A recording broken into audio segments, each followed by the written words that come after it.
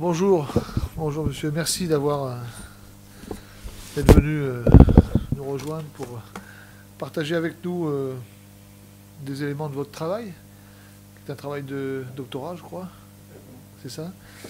Je crois que vous avez sollicité directement l'agence aussi pour en faire part de ce travail-là, et donc il a été décidé que vous puissiez nous en faire part, au moins une partie de ce travail-là, qui est un travail que vous allez un peu nous présenter, qui consiste à étudier l'usage du cannabis en Amérique latine.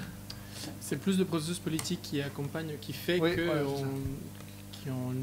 y ait un changement dans beaucoup de législations en fait, au niveau national, dans beaucoup de pays sur l'usage thérapeutique du cannabis. Très bien, c'est un doctorat qui se prépare dans le cadre de sciences politiques. Exactement. C'est ça, à Paris? Oui. Ok. Bien, et bien écoutez, nous vous écoutons et puis ensuite on échangera avec la commission. Très bien. À vous.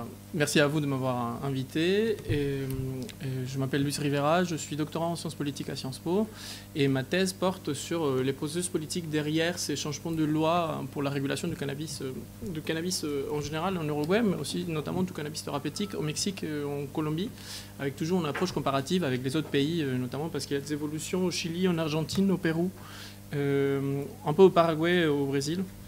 Donc c'est un peu étudier ces momentum sur le cannabis thérapeutique en Amérique latine. C'est ce que je vais vous présenter aujourd'hui, plus ou moins. Du coup, c'est de comprendre un peu très brièvement les raisons qui amènent à cette convergence dans la région et pourquoi toutes ces politiques changent en même temps. Et pour après faire une focale sur le cas colombien et le cas mexicain, qui sont un peu représentatifs. C'est ces deux cas différents dans la région qui sont un peu représentatifs, notamment sur la question de la production. Donc, et après arriver à quelques conclusions très, très rapidement. Donc comme je vous disais, il y a toute cette évolution en fait très rapide depuis 2012, mais notamment du coup à partir de 2014, que les pays se mettent à changer leur politique vis-à-vis du cannabis thérapeutique. Et les raisons sont deux, principalement. Je ne rentre pas dans les détails, mais c'est à la fois une découverte des bénéfices potentiels des usages thérapeutiques du cannabis, avec le cas très médiatique d'une petite fille épileptique avec le syndrome de Dravet aux États-Unis, à laquelle les parents donnent une huile à base de CBD. Peut-être vous connaissez ce cas, qui est très connu. Et ça arrête les crises épileptiques. Donc très médiatisé, ces cas arrivent, c'est-à-dire ces nouvelles arrivent en Amérique latine, et il y a une demande sociale qui s'est créée dans ces pays pour demander l'accès sûr et rapide à ces substances, notamment du coup aux huiles à base de CBD, de la part des parents d'enfants épileptiques qui souffrent du syndrome de Dravet et du syndrome de Lennox-Gastaut. Donc une demande sociale qui s'est créée très grande.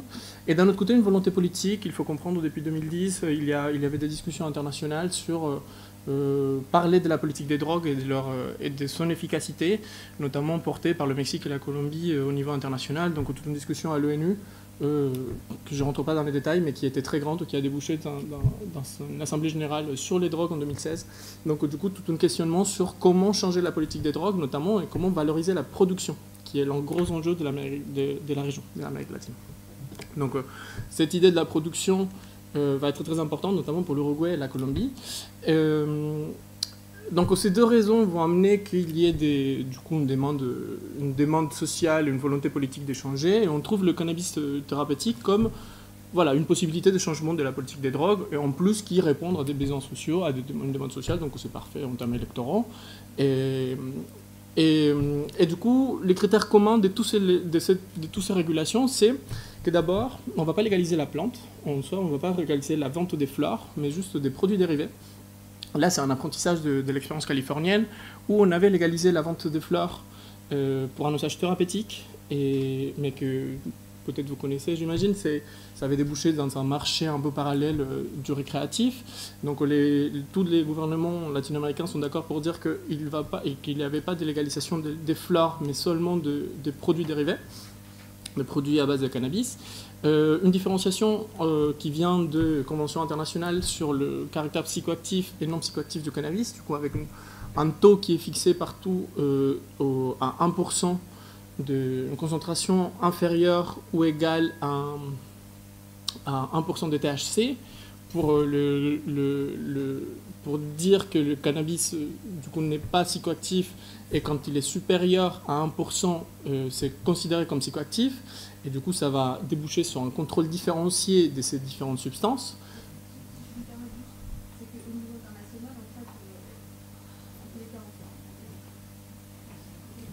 C'est moi.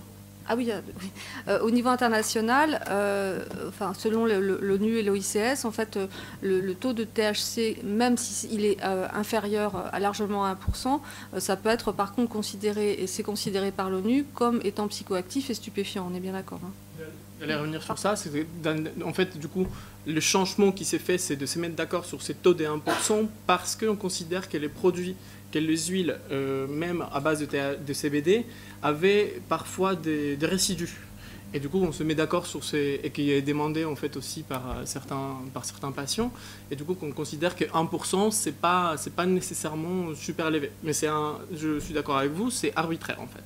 C'est des décisions qui sont prises en collectivité, notamment par des fonctionnaires et pas nécessairement par des médecins. Donc il faut comprendre les politiques publiques sur le cannabis, c'est souvent des fonctionnaires du ministère de la Justice. Et du coup, je suis d'accord avec vous que dans la convention de 91, le THC est classé, et ce qu'on va faire, c'est qu'on le sort de la liste qui interdit tout usage médicinal.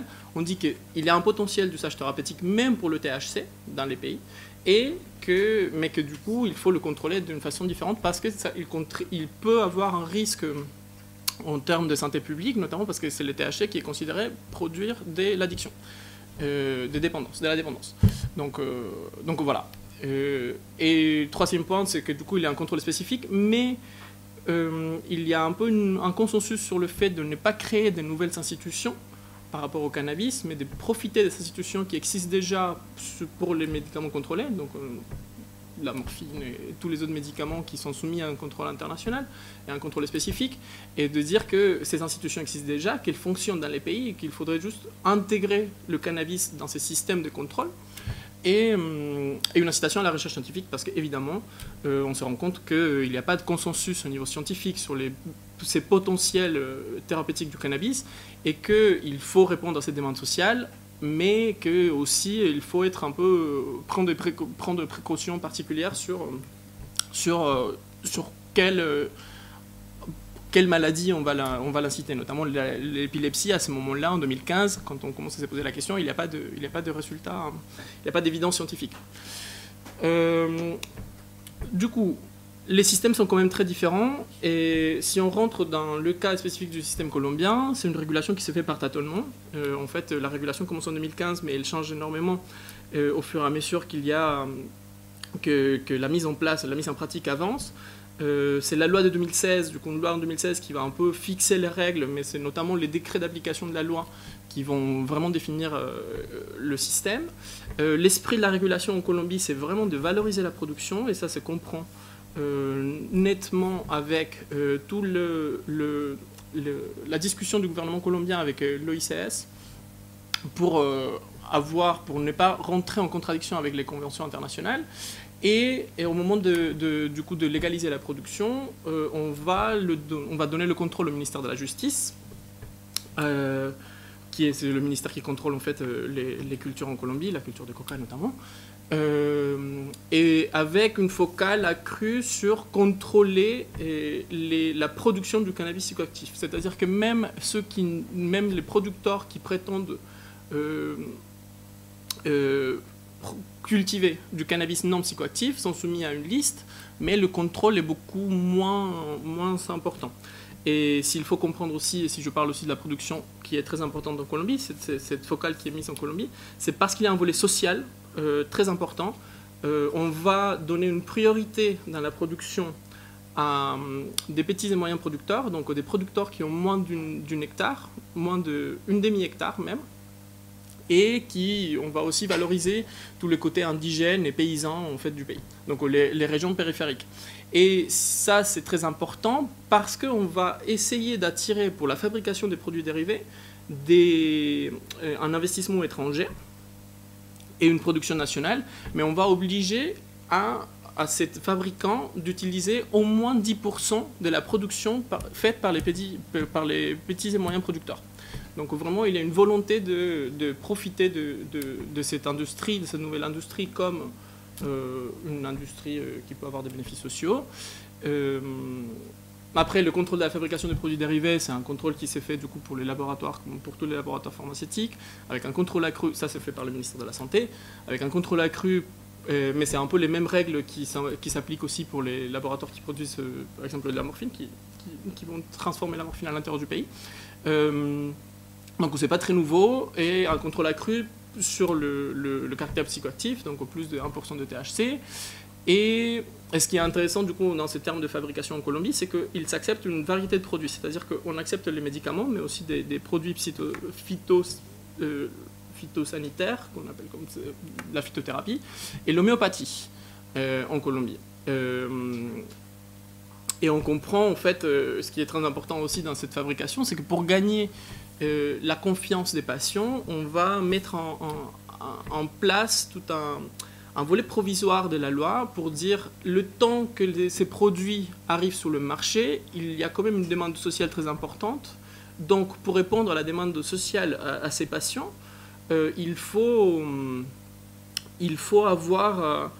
on peut mettre en place un système où un médecin donne une ordonnance à un patient avec des spécificités très claires de taux de concentration, et le patient peut l'amener à un laboratoire, et le laboratoire lui fait son médicament nominalement. Donc vraiment un système individualisé, et l'idée c'est de gagner la confiance des patients. Après, pour la vente, c'est vraiment les pharmacies qui ont les mêmes permis, mêmes autorisations que les produits contrôlés. Et donc là, il n'y a pas vraiment de différenciation, à part que tout médicament, tout produit pour être délivré a besoin d'une ordonnance, mais ça va être d'ordonnances spécifiques pour le taux de THC. Les résultats un peu de ce système colombien, c'est que effectivement l'OICS va être très intéressé et va donner à la Colombie la plus grande capacité de cannabis thérapeutique de l'année 2018, qui est 44,5 tonnes. L'industrie nationale commence à se former, il y a beaucoup d'investissements étrangers, beaucoup d'intérêt au niveau national. Donc il y a 73, je vous ai mis quelques chiffres, 73 licences de fabrication de produits dérivés et 142 licences pour production du coup, de la culture de cannabis. Mais il y a quand même des limites qui sont que en fait, ces médicaments ne rentrent pas dans le système de sécurité sociale, ne sont pas remboursés par la sécurité sociale, parce que les produits phytosanitaires ne sont pas remboursés, et que du coup il n'y a pas nécessairement de médicaments qui vont être produits sur place, et que l'importation, les médicaments qui arrivent d'importation, qui est aussi permise, ne sont pas remboursés. Là, il y avait une question spécifique sur quel type de médecins peuvent prescrire le cannabis, et c'est pas le ministère de la Santé qui va réguler ça, mais en fait ça se régule tout seul selon le système de remboursement des médicaments en Colombie, ou si c'est pas un médecin spécialiste qui traite du coup une certaine maladie, le système ne rembourse pas les médicaments. Donc si un médecin généraliste prescrit un médicament pour traiter par exemple l'épilepsie, le système ne va pas rembourser. Donc la régulation s'est faite toute seule, c'est fait un peu automatiquement. J'étais un peu long, donc je passe sur le système mexicain. Ok.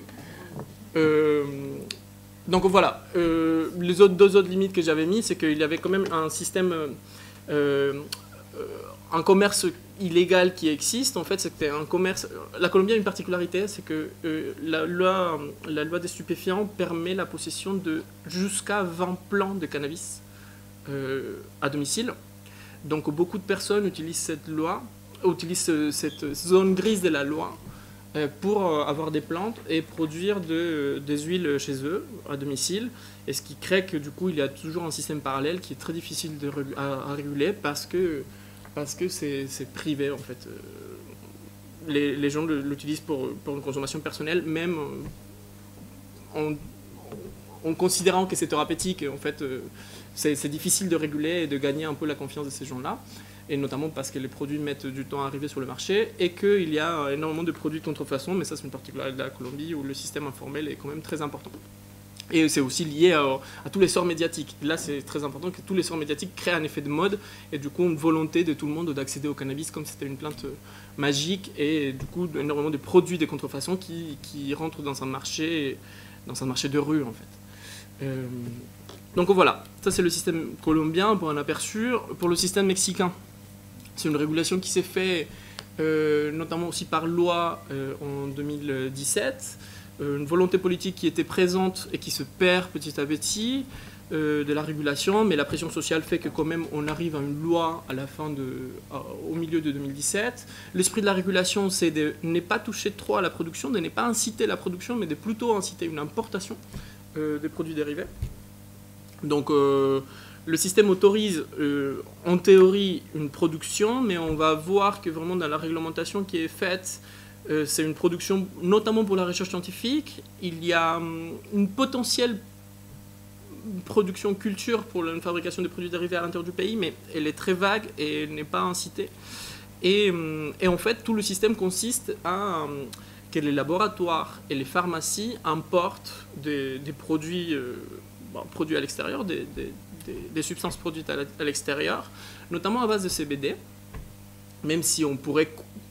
Théoriquement, on accepte des produits à base de THC, ou aussi avec plus de 1% de THC, c'est permis dans la loi, et que en fait, ces pharmacies rendent disponible la substance et les produits sur le marché mexicain. Donc c'est un peu des importations collectives, et notamment du coup avec le contrôle de la vente dans des établissements qui ont le même contrôle, comme on disait pour les substances. Les autres médicaments soumis à un contrôle spécifique, et avec des ordonnances, et tous les médicaments doivent être délivrés avec des ordonnances particulières de médecins, mais qui sont faciles d'accès en fait. Le système connaît déjà les médecins parce qu'il y a un registre sur Internet et tout s'est fait sur Internet. Donc ça, ce n'est pas ça qui posait vraiment le problème, le problème c'était de savoir quel produit arrivait ou pas sur le marché. Il y a une alternance cette année au Mexique, donc la réglementation de la loi est retardée. On connaît le décret d'application de la loi a été rendu public, mais il n'a pas été publié dans le journal officiel. Donc le problème de ça, c'est que en fait la réglementation n'est pas mise en place. Aucune pharmacie a eu le permis d'importer encore. Et du coup, tout se fait par le volet provisoire qui avait été pensé dans la loi, qui était de permettre des permis individuels. Au lieu d'un permis à une entreprise, on donnait l'autorisation à une personne, un patient notamment, de demander une permission particulière d'importer un produit. Et de fait, c'est comme ça que le système fonctionne aujourd'hui au Mexique. C'est à travers des permis individuels. On dit qu'à septembre 2018, le ministère de la Santé a donné 305 permis, ou un permis à 305 personnes. Et ce qui, notamment du coup pour des produits qui sont très chers comparés au niveau de vie mexicain, ne sont pas du tout pris en charge par la sécurité sociale non plus. Bon voilà, je vous ai mis les deux produits, c'est des huiles à base c'est des produits, notamment le deuxième, c'est celui qui est le plus populaire, c'est une huile à base de CBD uniquement, l'Epidiolex aussi c'est que du CBD. Et un des problèmes, c'est que comme c'est des permis individualisés, il y a une saturation des systèmes institutionnels en fait. Il y a une saturation de trop de demandes, du coup des délais qui sont problématiques et énormément de recours en justice, donc vraiment une saturation du système institutionnel. Et il y a trop d'effets pervers, notamment l'essor des produits artisanaux illégaux, qui portent un risque pour la santé aussi parce qu'il n'y a pas de suivi, et une dégradation du lien entre le patient et le médecin, qui me paraît très important de signaler, parce qu'en fait les médecins, vu que le système ne fonctionne pas bien, sont très réactifs à prescrire du cannabis. Et en fait, ça crée que les patients ne veulent pas nécessairement attendre le médecin et qui du coup vont opter pour l'option illégale produits artisanaux. Et du coup, on perd un peu le lien entre les deux. Un peu trois conclusions dont je voulais parler un peu pour finir. C'était effectivement, du coup, il y a un besoin d'avancer sur la recherche médicale, c'est un consensus clair dans la région. accroître la connaissance dans la substance, mais aussi pour éviter cette perte de lien, en fait, la confiance en fait, entre les patients et les institutions. Donc notamment, c'est ce qu'on a vu, c'est que ces systèmes provisoires fonctionnaient bien, plus ou moins. C'était ces systèmes provisoires qui arrivaient à intégrer les gens, la demande sociale déjà dans le système. En même temps, encourager une production nationale parce que ça améliore les prix, l'accès. On pourrait croire que du coup, ça allait être remboursé par la sécurité sociale parce que c'est possible. En fait, théoriquement, c'est possible, juste que jusqu'à aujourd'hui, ça c'est pas fait parce que c'est produit importé. Et qu'il a le potentiel d'avoir un volet social très important dans le pays. Et en même temps, c'est ce qu'on a vu, c'est que les systèmes de contrôle sont très présents, doivent être très présents pour tout, même pour les substances et les produits qui ne sont pas à base de THC, juste du CBD, mais qu'ils fonctionnent mieux quand ils sont fondés un peu dans les systèmes existants déjà, et qu'ils ne sont pas, par exemple là, quand on compare au cas uruguayen, c'est là qu'on voit que ça a été très coûteux en termes financiers de créer des nouvelles institutions, tout en institution du cannabis, alors que en fait, le système permettait juste l'inclusion d'une nouvelle substance au système existant. Il avait des questions spécifiques qui m'avaient été posées, que je l'ai un peu mis sous forme de tableau. Je voulais juste revenir sur le fait qu'au Mexique, du coup, en Colombie, il n'y a pas de restriction des médecins autorisés à prescrire. Au Mexique non plus, sauf que ça crée... au Mexique, il n'y a pas de possibilité d'avoir des produits homéopathiques à base de cannabis, alors qu'en Colombie, oui. Il n'y a jamais de registre des patients, ça c'est sûr. Mais les institutions connaissent les patients à force parce qu'il y a un registre des médecins avec les ordonnances particulières et des pharmacies qui peuvent délivrer. Et du coup, à travers le contrôle, on sait quels sont les patients qui accèdent, qui demandent du cannabis thérapeutique. Et il n'y a pas de limitation des maladies concernées parce que comme la recherche n'est pas encore consensuelle, du coup, les institutions ne sont pas... C'est pas aux institutions nécessairement d'avoir une limite sur les maladies en fait, concernées, mais ça se fait par... Et du coup, les médicaments qui vont être disponibles, notamment parce que les médicaments ils doivent avoir une description notamment de la posologie, de la composition et de l'application qui doivent être effectuées. Donc ça s'est défini un peu comme partout, c'est-à-dire cette limitation des maladies n'existe pour aucun médicament en général. Ça s'est fait automatiquement avec le système de contrôle. Et du coup, voilà, c'était tout. Merci. Merci beaucoup pour ces éléments de réglementation, mais du coup un peu d'usage quand même, puisque ça impacte forcément un peu sur les modalités d'usage, de prescription, etc. Dans ces deux pays d'Amérique du Sud, enfin l'Amérique du Sud non, mais entre autres, pour la Colombie, pardon, voilà, du sud de l'Amérique. Est-ce qu'il y a des questions, des remarques? Je vois pas. Oui, Yvan.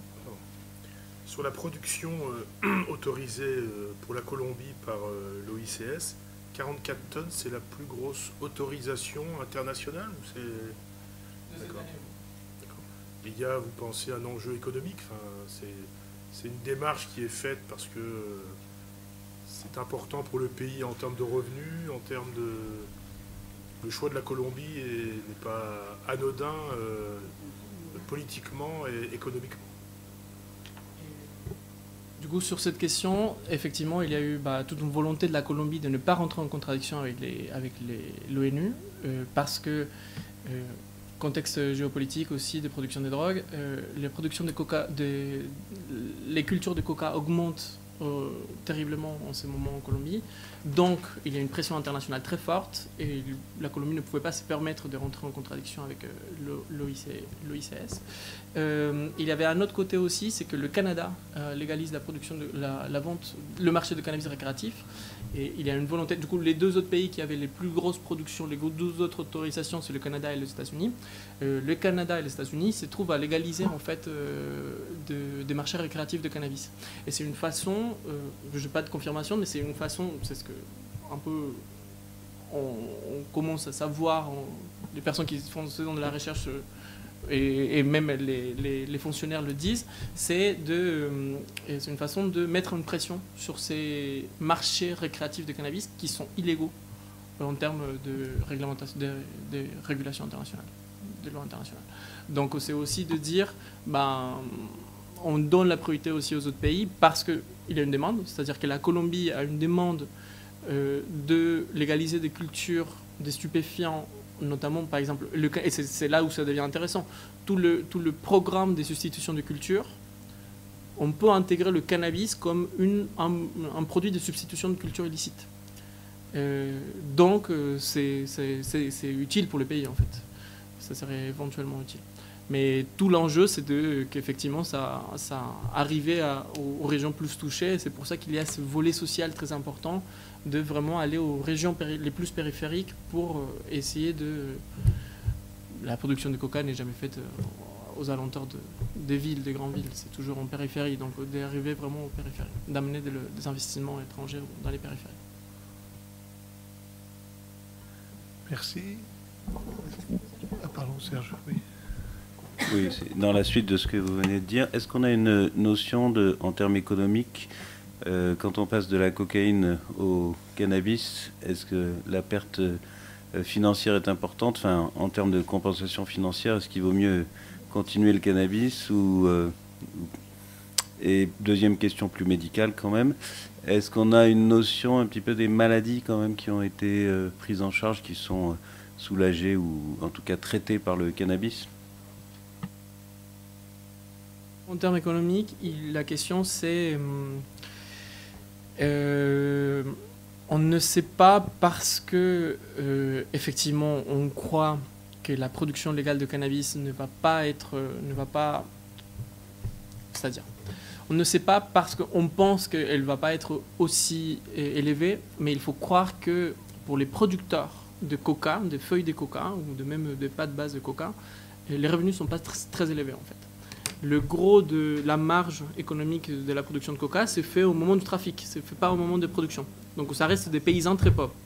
Donc rentrer dans des systèmes légaux où il y a du coup un accès à la sécurité sociale, un accès au système d'éducation, tous les bénéfices qui viennent avec la formalité économique, peut être incitateur. Mais tout l'enjeu, c'est vraiment qu'ils s'assurent la vente de la production, parce que c'est ça le problème en fait, c'est que la coca, ils n'ont pas besoin il n'y a pas un marché de la coca, on vient de chercher la coca. Et du coup, tout l'enjeu, c'est de vraiment obliger ces entreprises qui viennent transformer ces laboratoires, de leur acheter, de vraiment qu'il y ait une assurance de vente. Et c'est pour ça qu'on oblige même dans la loi, dans la régulation colombienne, à, par exemple, ceux qui peuvent produire, c'est uniquement, et notamment pour ceux de THC, c'est ceux qui ont un lien avec un laboratoire de transformation déjà, pour qu'il n'y ait pas de la production qui se retrouve un peu dans le marché sans vente, et qu'il faille détruire. Ça crée aussi de la confiance vis-à-vis des organismes de contrôle internationaux. Et sur les maladies, il y a la question des épilepsies, énormément d'épilepsie. Du coup, énormément des cas d'enfants d'épilepsie, mais aussi des adultes réfractaires, donc du coup avec de difficultés à être contrôlés avec des médicaments conventionnels, et des douleurs chroniques. Il y a des cas de microcéphalie, et il y a Mais en fait, c'est ce que je vous disais aussi avec tous ces cas d'effet de mode, c'est que tout le monde, il y a une énorme demande sur le cannabis, et que comme il n'y a pas de registre des patients, l'État ne connaît pas toutes les maladies qui sont traitées aujourd'hui. Mais c'est sûr que on commence à voir du coup pour les cancers VIH, ça aussi, mais c'est du coup plus sur les effets secondaires des traitements de cancer et de VIH, mais notamment pour les épilepsies et syndrome de Dravet, syndrome de Lennox-Gastaut et des douleurs chroniques. Donc là, on voit aussi la forme de vente du cannabis, c'est surtout des huiles, mais on peut aussi voir du coup des patchs cutanés, donc soit des crèmes, mais plutôt surtout des patchs. Et on peut croire qu'on peut vaporiser aussi. Le problème, c'est que les produits de vaporisation, il faut les acheter aux États-Unis, d'habitude, sont chers, et que voilà, ce n'est pas accessible pour tout le monde encore. Ce sont des produits à importer. Mais jamais de fleurs, ça c'est sûr, jamais de fleurs. Fleurs pour pas que ça soit fumé. Pour que ce soit fumé, ouais. Mais même vaporisé, parce qu'il y a maintenant des technologies qui s'est créées sur vaporisation de fleurs. Voilà. Et ça, jamais de fleurs. Mais l'idée, c'est de limiter la voie inhalée. De limiter la voie inhalée, enfin, fumer. Fumer, ouais. Mais on aussi. pourrait croire que pour certaines pathologies, ça pourrait, pour certains, par exemple, pour un effet de recherche, par exemple, de accroître la faim, je perds mes mots, mais ouais. Ouais, et du coup, on peut croire que pour donner faim à un patient qui vient de suivre un traitement contre le cancer, on pourrait mettre en pratique une façon inhalée, mais à partir d'une huile, pas à partir d'une fleur. Marie-Geoffrey. Bonjour, merci pour votre présentation. Donc, comme vous avez l'air d'être un spécialiste de l'Amérique latine, moi j'étais intéressée par le cas de l'Uruguay, parce qu'en fait, une des spécificités de l'Uruguay, c'est d'avoir aussi légalisé le cannabis. Et donc j'avais discuté avec Rosario Querolo, donc, qui est une des meilleures spécialistes dans le domaine, et qui disait que dans le cas de l'Uruguay, en tout cas pour la question de la légalisation du cannabis, contrairement à d'autres pays, ça ne venait pas du tout d'une demande sociale. Et donc l'État avait plutôt imposé justement ce modèle-là. Et donc je voulais voir avec vous, si vous pouviez nous parler un peu de l'Uruguay et de la manière dont il se positionnait par rapport à la Colombie et au Mexique. Et puis ma deuxième question, elle portait sur la prévalence des consommations. Est-ce que dans les pays dans lesquels, en Amérique latine, dans lesquels le cannabis thérapeutique a été légalisé, on a pu observer des augmentations de consommation à la fois en population adulte et en population adolescente? Oui. Alors, je suis complètement... Je ne partage pas du tout l'avis sur que l'Uruguay, il n'y a pas une demande sociale. Au contraire, la légalisation du cannabis récréatif en Uruguay vient d'une demande sociale qui croise à un moment une volonté du gouvernement, une pression qui est faite sur le gouvernement sur ce qu'on dit une crise de sécurité. Pour ne pas rentrer dans les détails, c'est de dire qu'il y avait une demande sociale qui venait très forte parce que l'Uruguay, les consommateurs de cannabis en Uruguay, accédaient à un produit qui venait de Paraguay, qui était très contaminé, qui du coup c'était un peu en forme de résine, et ils ont fait des tests artisanaux, donc toute validité reste à voir, mais ils trouvaient des produits chimiques, et notamment ils ont trouvé de la matière fécale et des traces des urines. Et ça, ça crée une demande sociale des fumeurs de cannabis, des consommateurs de cannabis récréatifs. Donc cette demande sociale existait. Et c'est eux qui vont mettre sur l'agenda parlementaire les premières tentatives de légalisation. Donc c'est eux qui vont s'inventer un peu plus de la moitié du système de contrôle qui va être vraiment mis en place après. Après, le gouvernement reprend cette question, volonté de changer la politique des drogues, du coup de mettre en place une régulation de la production. Et c'est là où le gouvernement s'invente ces volets de quasi-monopole, qu'on appelle le quasi-monopole pour faire rapide, mais de contrôler vraiment une production qui est faite dans des pharmacies pour un usage récréatif. Donc la demande sociale existe vraiment. Mais par contre, elle est très acceptée. Quand on parle avec les fonctionnaires qui ont réalisé cette demande, ils se sont dit, nous on ne connaissait rien, ils ne sont pas consommateurs eux-mêmes, et ils sont intégrés des associations de consommateurs dans la production des politiques publiques. Donc ça c'est sûr. Mais ce qui est intéressant du coup pour l'Uruguay par rapport à cette production, c'est que l'Uruguay a aussi une volonté de se positionner comme un pays producteur de matières premières. Et ça, c'est une première, parce que l'Uruguay, c'est un des seuls, pas un des seuls, mais un des pays qui ne souffrait pas nécessairement de narcotrafic en Amérique latine, où les réseaux de trafic illicite n'étaient pas super développés. Donc, il se positionne comme maintenant un pays qui a une production légale, et il essaye de vendre, notamment il se positionne pour vendre au Mexique. Et l'Uruguay veut se positionner comme celui qui va donner les matières premières à l'industrie mexicaine. Parce que comme le Mexique a une volonté plutôt d'importer, du coup de se positionner vis-à-vis des autres possibles importateurs. Et prévalence de la consommation, en Uruguay, on a vu qu'il y avait une prévalence de la consommation, mais c'est parce que c'est une régulation du récréatif. Donc on peut croire que c'est un effet aussi de mode et que peut-être elle va se diminuer un peu par la suite. Et en Colombie, il y a une augmentation de la consommation, mais qui vient d'avant. Et c'est ça qu'il faut voir, s'il y a une augmentation de la consommation qui vient de 2010 peut-être, et qui commence... il ne s'accrut pas nécessairement avec le cannabis médicinal, avec la régulation du cannabis thérapeutique, mais qu'il faut croire qu'il y a quand même un effet médiatique qui a une influence. Au Mexique, la consommation, en fait, la prévalence reste très basse par rapport aux autres pays de la région. Et il n'y a pas de résultats contingents sur ça, en fait. Il n'y a pas eu d'études, à ma connaissance. Juste pour compléter sur les propos de Rosario Querolo, en fait, elle a fait une intervention donc, à la dernière réunion de l'ISSDP. Donc, ce qu'elle entend, elle parle de demande sociale, c'est ce qu'elle met en évidence dans ses travaux, puisque moi, je ne suis pas une spécialiste de ces questions-là, c'est que contrairement aux États-Unis, par exemple, des États-Unis qui ont légalisé, c'est pas le poids des activistes qui a le plus joué dans la décision, et c'était vraiment une décision étatique, hein, donc pour qu'il n'y ait pas d'ambiguïté sur sa position, parce que je pense que c'est une des meilleures spécialistes dans le domaine. Voilà, c'est qu'en fait, elle ne dit pas qu'il n'y avait pas de demande sociale, mais qu'en tout cas, l'État a une vraie politique volontariste et n'a pas eu besoin d'un poids fort des activistes pour prendre sa décision.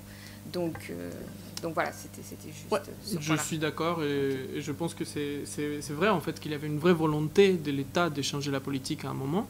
Et c'est pour ça en fait que l'industrie du cannabis thérapeutique en Uruguay a souffert un peu de cette survolonté de l'État de réguler le cannabis récréatif, parce qu'on a laissé de côté en fait la régulation du cannabis thérapeutique, et il se trouve que les patients uruguayens n'accèdent pas aujourd'hui à des produits. Mais ce qui est intéressant, c'est que cette volonté existe aussi ailleurs, donc en Colombie. Et c'est ça ce que je disais, en Colombie, la volonté était très importante, c'est pour ça une volonté, pas de la même façon, pas de la même ampleur, mais quand même une volonté quand on compare par exemple au Mexique, où il n'y avait pas de volonté du tout. Merci. Yvon Kakowski. Oui, vous pouvez nous redire la facilité d'accès aux opioïdes dans ces pays, ou dans un pays, dans la Colombie. Vous parliez de l'utilisation dans la douleur chronique, le sida et le cancer. Est-ce que l'accès aux opioïdes est facile ou... Ça dépend où. Ça dépend si c'est dans les villes, en général. Il y a toute une volonté, notamment au Mexique, ça dépend vraiment de si c'est dans les villes ou pas. Et c'est là où ça pose un énorme problème. La question du cannabis thérapeutique est parallèle à une question de légaliser. Le Mexique produit de l'opium, à des cultures de pavot très importantes. Et du coup, de dire qu'il faut légaliser en fait ces cultures de pavot parce qu'il y a une demande des opioïdes dans le pays qui n'est pas du tout... où il y a pas, le marché n'est pas... C'est-à-dire, il y a une demande dans le marché d'opioïdes, de médicaments à base d'opium, et il n'y a pas de... Et nous, on produit de l'opium illégal. Il faudrait du coup réguler cette industrie aussi thérapeutique au Mexique, notamment la production. En Colombie, c'est par période, en fait, et ce que la Colombie a développé, au moment de mettre en place le système international, a développé un monopole. L'État a créé un laboratoire pharmaceutique et a développé un monopole en fait des transformations. Donc c'est l'État qui rend, ces laboratoires, c'est la pharmaceutique de l'État qui, par exemple, donne la morphine dans tout le pays. Et il se trouve que parfois il y a des pénuries.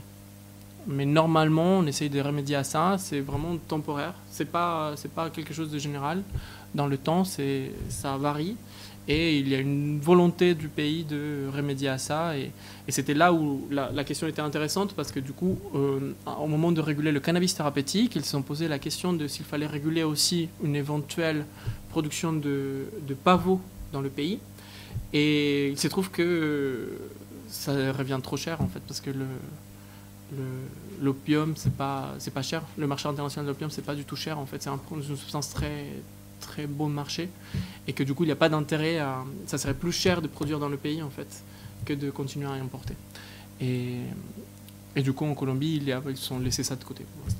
La loi est très contraignante ou pas pour un malade pour avoir un traitement par morphine? C'est facile. Les lois, c'est des lois en fait des années 80 et il faut toujours une ordonnance particulière de substance contrôlée, mais c'est pas nécessairement plus difficile en fait. Non, ça c'est pas la loi qui le définit dans tous les cas. C'est vraiment le médicament qui définit la posologie et la dose en fait. Du coup, comment est-ce qu'on doit le donner? Moi, j'ai noté cette notion de pragmatisme temporaire. C'est une notion intéressante. Qui permet de faire les choses en plusieurs étapes. Pas d'autres remarques, questions? Non? Si? Une petite question, merci pour votre propos. Est-ce que vous avez insisté sur le fait que, ça a été l'objet de la discussion, d'une demande qui était plutôt sociétale ou sociale ou pour la mise en place du cannabis thérapeutique? Vous avez parlé aux États-Unis également, en Amérique du Sud. Est-ce que vous avez une idée de ce qu'étaient les positions des sociétés savantes par rapport à cette pression? Est-ce qu'ils étaient réfractaires? Est-ce qu'ils étaient plutôt dans le sens de la demande sociétale? C'était quoi l'idée? Les sociétés de médecins, les organisations de médecins étaient plutôt réservées et plutôt opposées. Mais elles changent énormément d'avis quand elles commencent à avoir un peu des cas précis. Et ça, c'est là où ça a énormément joué la médiatisation. Et parce qu'il ne faut pas croire que c'était, par exemple, le cas de la Colombie, c'est très, très particulier. Les parents avaient peur de donner du CBD à leurs enfants. Et c'est grâce à un médecin, en fait, c'est le médecin qui fait le lien avec des producteurs illégaux et du coup les patients. Et ce médecin-là va créer un peu un triangle de dire, OK, les producteurs, elles contrôlent qu'il y ait avec cette zone grise des vins blancs et tout ça, elles contrôlent que ce soit fait dans des bonnes conditions, donc pas de pesticides, pas de plantes, on contrôle la composition de la substance. Et il y a tout un suivi pour voir comment est-ce que le cannabis va interagir avec les autres médicaments. Notamment parce que c'est des enfants du coup épileptiques qui consomment beaucoup de médicaments. Et c'est ça en fait qui permet de gagner une certaine confiance, parce que ce médecin-là crée un registre, va commencer du coup à créer, voir quelle posologie fonctionne pour tel ou tel cas particulier, et commence à créer une base de données en fait médicale. Et c'est pas du tout réglementé en fait. C'est pas dans un protocole de recherche scientifique bien défini, mais ça permet de dire qu'il y a une certaine... qui a des effets, effectivement, pour arrêter les crises épileptiques notamment, et que du coup, il faut inciter cette recherche-là. Et ces recherches ont été publiées cette année, notamment dans des revues scientifiques médicales, sur l'effet de... Effectivement, on commence à se rendre compte de ces effets potentiels, mais il n'y a aucune... on ne peut pas le dire, on ne peut pas l'assurer. Donc, c'est plutôt l'effet médiatique qui va faire changer d'avis les médecins, mais il reste beaucoup de réticences selon les organisations. Le cas de l'Argentine, c'est très intéressant. C'est aussi un médecin qui est très important, qui a été très influent dans la régulation. L'Argentine, c'est un modèle comme au Mexique, c'est plus d'importation, et c'est un médecin en fait qui s'est formé au Canada, donc qui amène un peu cette connaissance du Canada dans le pays, et qui va aussi influencer du coup changer les mentalités des sociétés savantes. Excusez-moi, je complète ma question. Et dès lors, est-ce que vous avez une idée d'un point de vue sociologique? Est-ce que c'est des réticences morales ou des réticences scientifiques? J'ai pas fait une recherche du coup directement chez les médecins, et c'est souvent des réticences morales, mais qui sont aussi justifiées par la faible connaissance scientifique sur la substance. Donc c'est un peu les deux en fait, ces mélanges. Mais effectivement, c'est ce que beaucoup de médecins disaient, c'est que beaucoup de parents disent en fait, quand toute la vie on a appris que c'était une substance mauvaise, c'est très difficile de se dire en fait maintenant on va donner nous la substance à nos enfants. Donc c'est ce qui est compréhensible. Mais c'est pour ça que du coup la recherche scientifique, tout le monde met l'accent sur la recherche scientifique, de dire il faut qu'on prenne une meilleure connaissance de la substance, notamment parce que aussi la recherche scientifique dit qu'une utilisation de THC à forte dose à un très jeune âge peut avoir des incidences sur le développement du cerveau, et que du coup ça continue à être très présent en fait chez les médecins. C'est pour ça que du coup on va encourager le CBD, pas le THC, notamment chez les enfants. Mais rien n'est scientifique. Tout est... Ok, comment on a appris qu'en Californie, si on vendait des fleurs, il y avait un marché récréatif qui se formait, bah, du coup on va interdire ça. Si on sait que le THC est mauvais, bah, on va plutôt permettre le CBD. Mais c'est une prise de décision en fait vis-à-vis des informations qui sont disponibles à un moment précis. Science en vie réelle, l'observation scientifique en vie réelle, ça participe à la connaissance quand même. Mais, oui. Très bien. Merci beaucoup. Merci pour être venu nous présenter ça. Au revoir. Merci.